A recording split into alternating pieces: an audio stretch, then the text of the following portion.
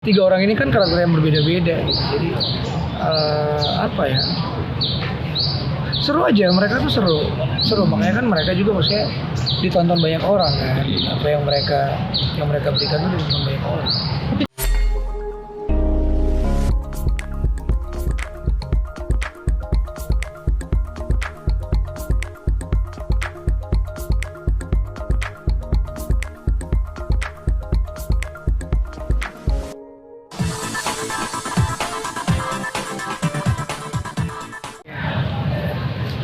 Sempat. Bukan, gue berapa kali masuk ke sini. Kayaknya udah Sering nggak? lumayan sih, tapi nggak terlalu sering ya. Yang pasti sebulan belakangan ini 2 kali. Sebagai bintang tamu ya? Bintang tamu. Kak, untuk di JB ini udah beradu acting dengan lawan mainnya Trio Gesrek juga nggak sih Kak? Udah biasa tuh siapa aja sih? Ada Haris Priza, Adi Sky, dan Rizky Bilar. Oh udah. Udah. Untuk beradu acting sama mereka sendiri sempat ada kesulitan atau kendala juga nggak sih Kak? Kan karena mereka lumayan baru, sedangkan Kak Dirli udah lumayan lama gitu di Belantika Entertain juga. Enggak lah, mereka tuh kalau menurut aku mereka profesional melakukan pekerjaan mereka, jadi nggak ada kendala. Memang ya mereka memang punya bakat dalam acting, jadi kayak justru enak malah beradegan sama mereka tuh enak.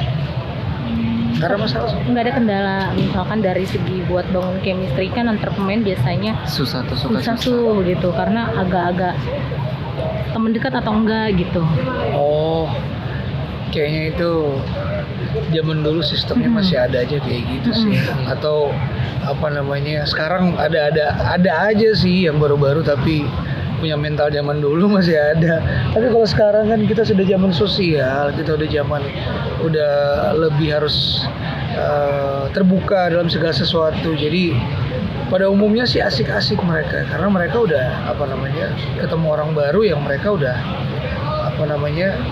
dasarnya saling respect aja sih gitu kan. Jadi kayak mau dia orang baru mau orang lama kita sama-sama saling respect aja di pekerjaan ini. Jadi nggak ada yang orang bilang gue senior, lu senior gitu nggak ada. Tapi untuk musik sendiri Kak Dirli emang sengaja ninggalin akhirnya jadi ke acting banting setir atau gimana Kak? Sebenarnya kalau di acting ini aku nggak menentukan kayak aku harus ini pekerjaan utamaku nih, enggak, karena ya apa yang aku lakukan itu untuk keluargaku. Jadi kayak apapun yang menghasilkan uang selama itu positif ya aku lakuin gitu. Dan aku pikir nggak kurang oke kalau kita ngejalanin cuma satu bidang pekerjaan aja gitu. Kita bergantung sama satu bidang pekerjaan dan di saat yang satu itu ada sedikit masalah atau perputarannya lagi nggak baik ya kita udah mau agak struggling kan. Tapi kalau kita punya banyak skill ya otomatis enak. Kalau yang satu lagi nggak jalan kita bisa jalan yang lain. Pada dasarnya sih bekerja aja sih. Jadi kayak yang aku lakuin saat ini adalah ya udah kerja aja, jalanin hari aja, enjoy aja. Tapi kan kalau di acting lebih banyak nunggunya nih ketimbang nyanyi, terus manggung berapa lagu gitu kan Kak? Oh, ke apanya nih maksudnya nih? Pertanyaannya ke apa nih? Ya lebih enak mana dibandingkan kalau dari segi waktu nyanyi mungkin lebih singkat ya ketimbang beradu acting di sini masih nunggu, terus belum lagi pemain yang lama datang gitu. Ribet lagi. Oke, kalau kita bicara itu berarti kita bicara kenyamanan sama pendapatan lah ya. Dari 2 pengalaman ini sih aku bisa bandingin kayak gini. Kalau stripping itu oke, karena penghasilannya per hari, terus dibayar per bulan. Tapi susahnya kalau terlalu sibuk kayak gitu kita nggak punya waktu untuk keluarga. Tapi kalau nyanyi jobnya cuma 1 jam, tapi ya udah bisa 30% dari job stripping kayak gitu. Itu hanya berapa jam. Dan pekerjaan juga itu paling kita cuma makan kadang-kadang sehari, datang pagi, sore acara atau malam acara, besok kita pulang. Jadi nggak makan banyak waktu. Finansialnya juga oke. Terus apa namanya, pekerjaan juga itu sangat-sangat nikmat karena kita punya rider sendiri, backstage sendiri, servisnya full service kayak gitu-gitu. Jadi sebenarnya kalau secara aku total semuanya ya, yang mana lebih aku senangi nyanyi dong. Karena apalagi kalau misalnya lagu kita naik, kita dapat royalti gitu-gitu, wah iyalah jauh kemana-mana. Tapi Dan kita masih punya banyak waktu libur. pas pandemi ini gimana jadwalnya? Nah, segala macam? jadi pas pandemi ini kita nggak boleh ada off air kan, nggak boleh ada apa namanya kerumunan massa yang banyak banget.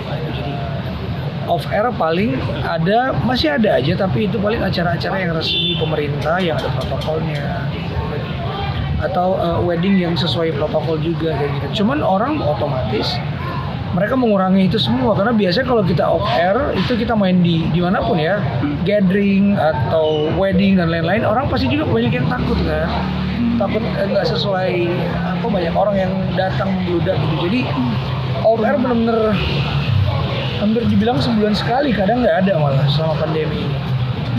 Bang, mungkin abang sendiri kan sebagai datang JWB sebagai bintang tamu ya. Iya. Kalau boleh tahu seberapa dekat sih abang sendiri sama trio antar pemain juga? Seberapa dekat? Aku dekat dengan mereka karena pas ketemu di sini aja sih, judul sebelum ini ketemu mereka. Jadi mau dibilang deket banget enggak, tapi kita berkenalan dan mereka juga orang-orang yang apa namanya, orang-orang yang humble, asik gitu. Mereka juga dijaga asik, terbuka gitu. Mereka anak-anak tongkrongan lah. Iya. Ya kan, kalau anak-anak tongkrongan pasti ngerti lah bergaul gimana. Dan apa namanya, ya kalau deket sih kita nggak deket-deket banget, tapi kita bisa bilang berteman lah. Kalau misalnya sosok trio Kresek itu di mata abang sendiri gimana sih bang? Kayak seperti Haris Priza, Rizky Bilar itu deket gak maksudnya? Dekat nggak terlalu dekat, tapi kalau menurut aku Asik gitu. mereka bertiga asik dengan dan mereka karakter yang berbeda-beda kan. Iya. 3 orang ini kan karakter yang berbeda-beda gitu. Jadi apa ya, seru aja, mereka tuh seru makanya kan mereka juga maksudnya ditonton banyak orang kan. Apa yang mereka berikan tuh ditonton banyak orang. Tapi Kak Dirli optimis nggak sih Kak untuk JWB ini ratingnya bagus juga? Pastilah. Tapi sometimes rating itu, oke, kita bicara rating nih ya. Kalau rating itu kadang kita berbicara momentum juga. Iya. Lu udah bagus ceritanya, jamnya udah jam bagus, tapi tiba-tiba head to headnya dengan sinetron yang ratingnya gila-gilaan gitu, atau lu head to head dengan Euro atau Champions atau sepak bola gitu-gitu, oh selesai udah, selesai, lu nggak tahu bungkus kemana gitu kan. Jadi apa namanya, tapi kalau soal rating sih ya aku pikir itu penting juga karena itu apresiasi dari masyarakat dengan apa yang mereka lakukan kan. Jadi kayak itu sangat penting memang untuk kita yang bekerja di sini. Atau balik lagi karena minat penonton gitu, sehingga rating bagus, karena minatnya banyak, semakin bagus. Iya, kalau minat penonton sih itu udah pasti ya. Jadi kayak ya kalau ratingnya bagus itu udah pasti banyak orang yang suka. Dia ada faktor lain yang tadi itu momentum.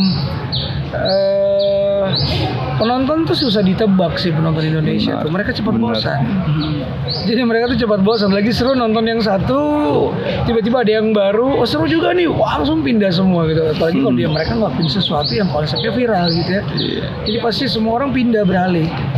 Nah, bicara viral kan Kak, tapi setuju juga nggak sih Kak, JWB ini sukses dikarenai 3 orang tersebut, terutama dari Rizky Bilarnya yang lagi booming-boomingnya gitu. Lagi naik daun. Setuju, kalau aku setuju karena mereka itu kan lagi beken saat ini. Iya. Mereka bertiga dan beberapa juga dan yang lainnya juga kan mereka punya masanya masing-masing, senior. Jadi ya sangat setuju dengan eksistensi mereka saat ini kan. Iya. Mereka ada di TV, mukanya ada di mana-mana gitu. Biasa jangan terlalu sering aja, lama-lama orang bosan. Tapi Kalau terlalu sering juga orang bosan lama-lama. menurut abang tuh Rizky Bilar orangnya gimana sih bang? Sosok Rizky Bilar. Orangnya fun Dia. orangnya fun. Dia humoris, juga humble orangnya. Tapi Dia kan untuk memerankan tokoh komedi sendiri, termasuk yang berhasil nggak sih Rizky Bilar ini Kak? kan Aku nggak terlalu lebih- ikutin ya, tapi dari pantauan aku ya kalau aku ketemu atau tiba-tiba lihat promonya kayak gitu-gitu, seharusnya oke sih ya di pandanganku karena actingnya juga bagus kok, actingnya bagus banget, jadi kayak oke penilaianku.